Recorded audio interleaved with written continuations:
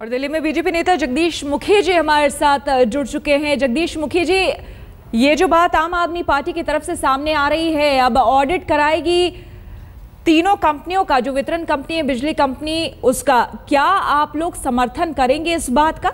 बिल्कुल खुला समर्थन है। हम तो हमेशा से मांग कर रहे हैं, इनका ऑडिट दिल्ली गवर्नमेंट से भी होना चाहिए और इनके ऑडिट के लिए they should be covered under, all this company should be covered under CAG का भी ऑडिट होना चाहिए यहाँ पर, और आरटीआई भी इनके खिलाफ लगने की बात होनी चाहिए। ये तो हमारी मेजर प्लैंक रहा है और कोई भी करता है उसका स्वागत है। जी ऑडिट हर हालत में होना चाहिए। इन कंपनियों ने गदर मचाया हुआ है।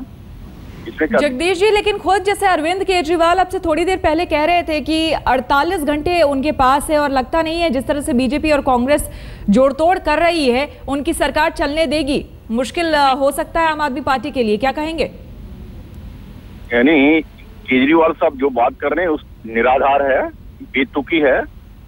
उन्हें ये क्यों भूल रहे हैं कि उनके द्वारा सरकार बनाए जाने से, इन्विटेशन देने से पहले, बहुत पहले हमने कह दिया था हम अपोजिशन में हैं।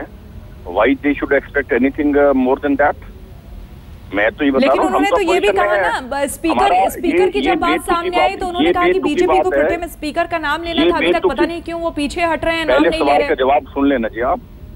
जी, आपने पहले जो बात की, पहले उसका जवाब सुन लें। मैं ये कह रहा हूँ कि बेतुकी बात है कि बीजेपी और कांग्रेस मिलकर बात है।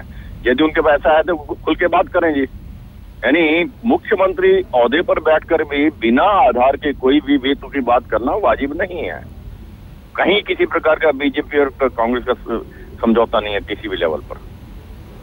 चलिए, बहुत बहुत शुक्रिया आपका हमसे बात करने के लिए।